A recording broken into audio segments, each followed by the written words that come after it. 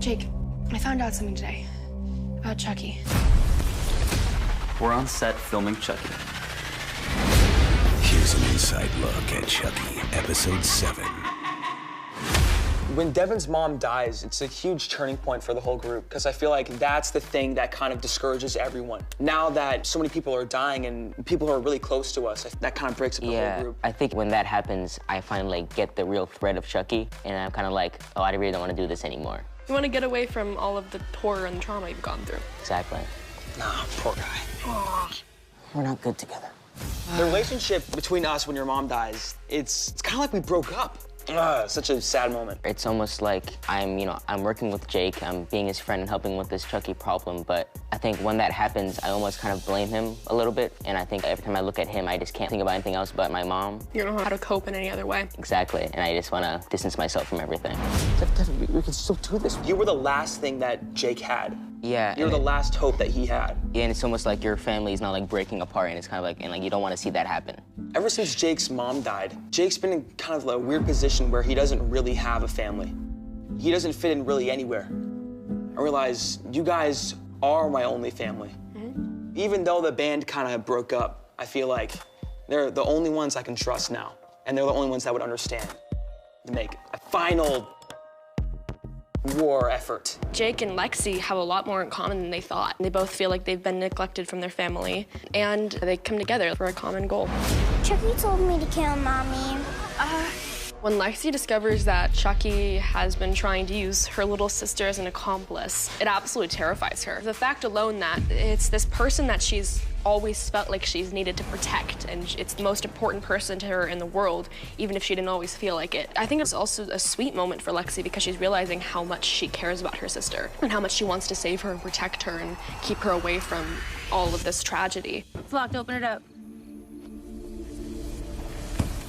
Andy makes a difficult decision to basically ditch Kyle. We explored in Cult of Chucky a bit how Andy really cannot have connections with people. And Kyle means everything to Andy. And I think that as he's heading back to Hackensack, New Jersey, which, side note, I'm from Hackensack, New Jersey, and I went to Hackensack High School. So besides the fact that all my earliest memories, like Andy, are also of Chucky, there's an extra connection there. But I think he made the decision to ditch her because he knows what he's walking into could very possibly be the end of his life, and he might be very, very outmatched when he gets there. Makes it make no sense at all that you leave me behind. It does, because he'd rather lay down his own life than put you at risk. Typical dude. I think why Devin decides to go to Charles Lee Ray's. He's never gotten that right. He's never Charles Lee Ray's childhood home. Before that, he's looking at his pictures and he sees his mom in one of the photos, and he kind of like... It's the last straw. Yeah, and then he kind of just like, you know what, I'll take this in my own hands and I'll go there and do it myself. I guess there's a bit of revenge in it and a bit of curiosity. Because that's just my character. You know, I'm supposed to see Chucky or nothing, but I see a lady tied up, and I'm like, whoa. So then she starts like saying, help me, and then I go over and help her out, which was a big mistake. I shouldn't have done that.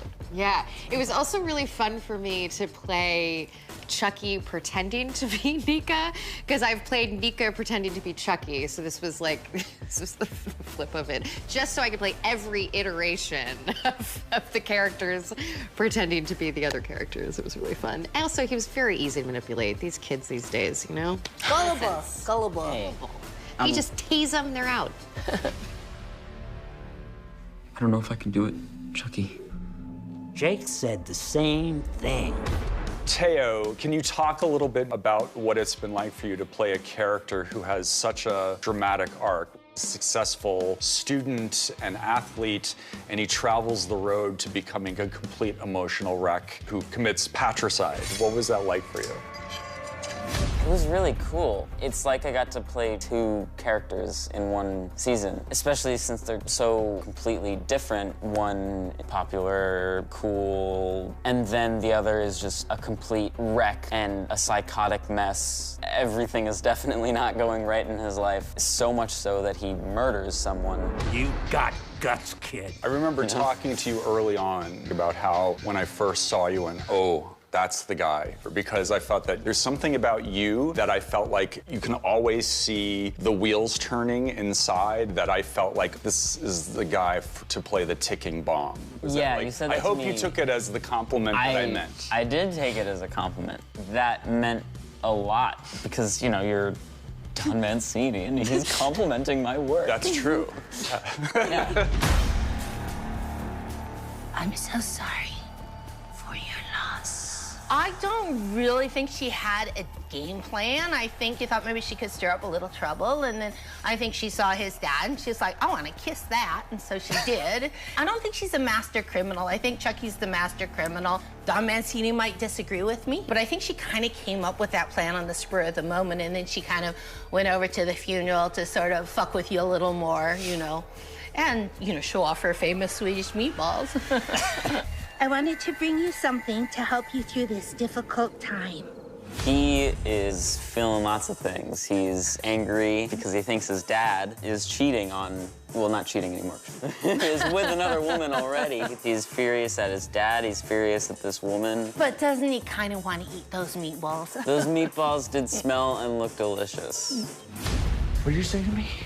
That line that you say in the hallway, because I say, Mom killed herself because of you, and then you say... She killed herself because she's a quitter. Just like you.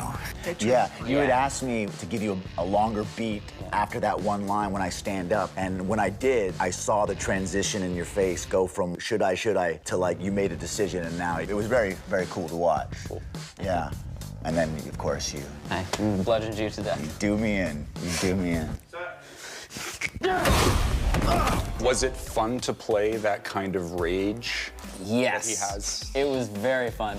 When I first went, that felt really, it cathartic. felt really good. It felt, I loved when you killed me. Yeah, that was really fun. Wait a minute, how many dolls did you go through to beat him? Like 100 for just this one little 15-second segment. Wow. Yeah. There's an angry Chucky, and there's a happy Chucky, and there's a Chucky with hands and a Chucky without hands. There's a puppet Chucky, a Chucky that, you know, all these different Chuckies. And did you know that your second death is an homage to the movie Magic from 1978? Anthony Hopkins plays a schizophrenic ventriloquist You know whose Magic. other personalities. I've never seen it. And Oh, it's really I good. totally would have watched Anyways, it. he beats Burgess Meredith to death with the the puppet. doll. But I they didn't watch didn't it. do the shot that I added with the camera attached. See the people walking down the street. Fall in line, just watching our feet. Teo, let's talk about the song We Got the Beat. Yeah. One of my favorite aspects of doing this whole show was how you guys all made significant contributions to your characters. So when we were having one of our early discussions, you were wondering, what is Junior's secret dream? And then I thought, like, oh, what if he wanted to be a singer, with the idea that he would pump himself up with that song? We got the beat, we got that beat. Your original suggestion that we use something to see a secret side of him. And then people saw in episode 7 the climax of that. Way to go, player. Chucky knows who he was always, and he wonders how come other people aren't like him, too. He loves stripping people down to their basic animal selves, because that he can relate to. Now you're really being who you are.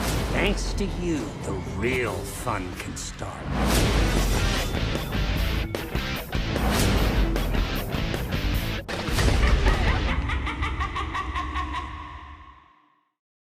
Subscribe, damn it. I'll be back. I always come back, and so should you moron.